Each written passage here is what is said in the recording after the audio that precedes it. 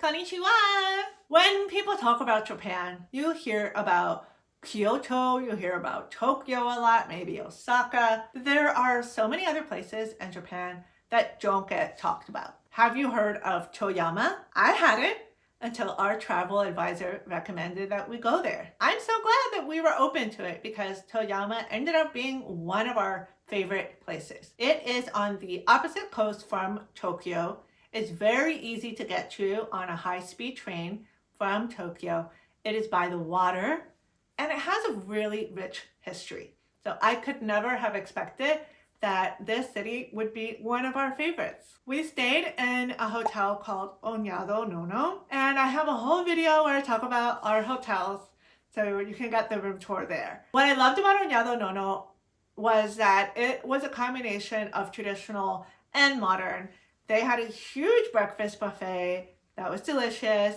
You took your shoes off when you went inside, and there were tatami mats all over the hotel. They gave us the yukata pajamas, and they also had the hot spring water. That was unique for such a big hotel. In our room, we could just open up the faucet in the bathtub and have the hot spring water, or we could go to the spa, which they have for men one and they have for women. And again, I have not found out yet what they do for people who are gender queer or don't fit into those binary labels.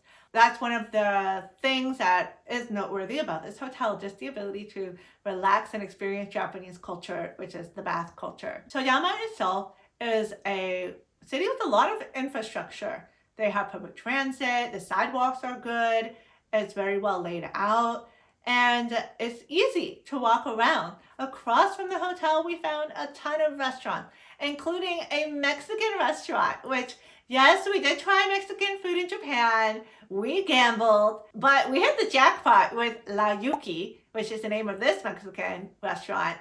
We went there 4 times. I think it was the nostalgic aspect of it, just being able to eat Mexican food. It wasn't the most authentic, but it was good enough. Like, just to fill our hearts and our bellies, we were so happy with that place. The owner was super nice.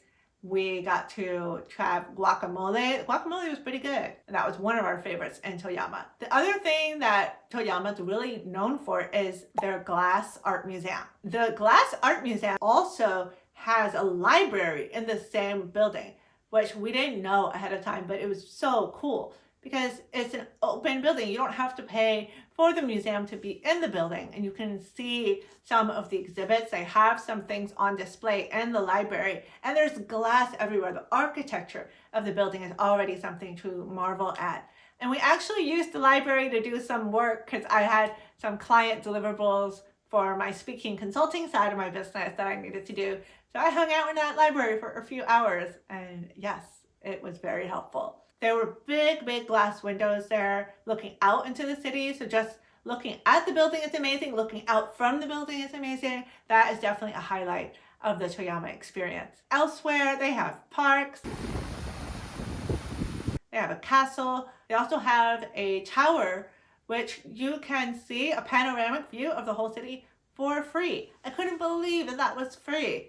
Just go up an elevator and access this wonderful, beautiful view. We had so many things that we were able to enjoy in Toyama with ease because it's not overcrowded with tourists. The highlight was going on a day trip to Iwasehama. And Iwasehama is a historic fishing and shipping area of Toyama right by the water. When we went there, it took about an hour. We took the tram, which is one of the modes of public transit in the city. And that made us feel like we were really going on a trip. Oh, hey, it's going to take an hour? All right. But it's totally worth it. When we got off the tram, one of the first things that we did was walk to the beach. We wanted to be on the sand. We wanted to look out into the water. And there really wasn't anyone there. We were in this like windy landscape. But it was beautiful to look at the water and to just like have our feet grounded on the beach, seeing that, you know, there's the horizon, but we're in Japan. We went to Stateless Noodle House and we caught the end of his lunch shift. This was one owner who was doing everything at the business. The same thing with Yuuki. I don't know how these restaurant owners do everything. They wait the tables, they clean, they cook, They take your check. This one was a small spot. So I ordered a pasta with clams, and it was very al vongole style with this butter and like beautiful sauce. And I saw him make it. I saw him make it right there. He had a special where you could get a salad and I think you got a drink as well. We ate so well there. Everything was super fresh. And we got to talk to him and ask questions about Iwasehama. So that was really, really cool. After we ate there, we walked around and we went to a historical home called the Baba home, where the Baba family had lived for many generations. This was an example of a traditional shipping family home. And they were very wealthy. So this is not how the everyday person lived. It was a very big property. In historical times, when they were actually shipping from the house, they said the water was right at the back of the house. So you could actually unload your boat right into this house, which I cannot believe, but that was how they were doing it. And they had storage rooms where they would store everything from the boat. One of those storage rooms is now a brewery for beer. So that was fun to see this really tall ceiling, and they have all this machinery for the beer, the center, and all around it. They had these huge wooden tables there, huge, and they had food.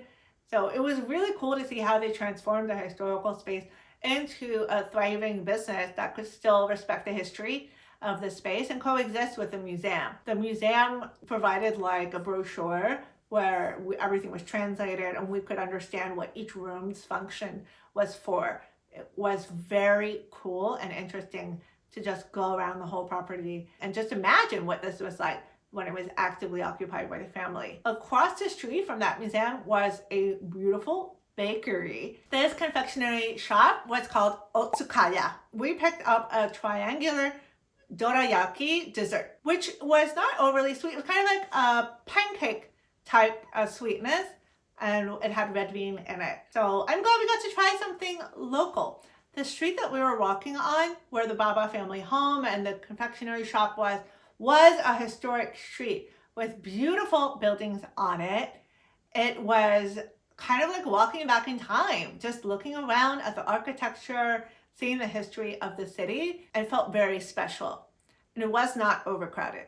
So Iwasehama was a magical experience for us and a wonderful day trip from Toyama. Have you ever visited a fishing village? Like, what do you think about being able to eat fish right off of a boat? That would be incredible. Going back to Toyama, one of the most interesting food experiences that we had was at a sushi place called Sushi-Ei Sogawa. It was a popular spot. So we made a reservation.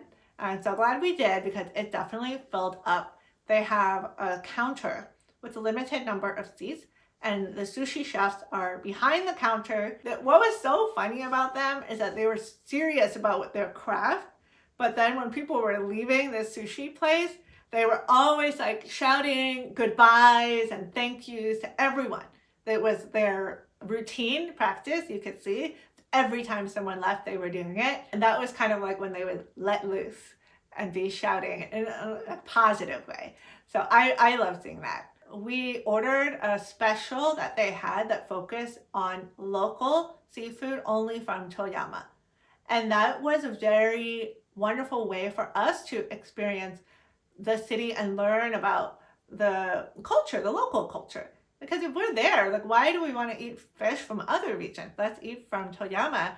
And that's another way to experience a place through the food and really digging into the local unique things. We had some really, really beautiful sushi bites from there.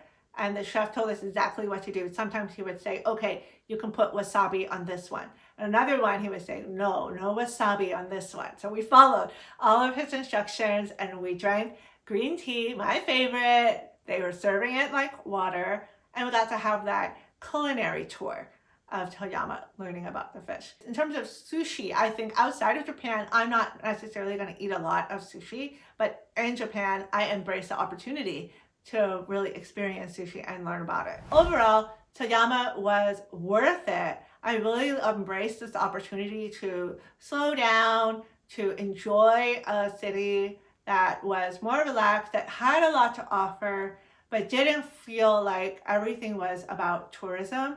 So just soaking up that experience of walking around, being on the tram, made me feel like, oh, I'm kind of living here. And that's one of my favorite feelings when I travel. Oh, do you like sushi? Is that something you're eating in your everyday life, or would you make an exception for Japan like I did? Stick around for more Japan videos.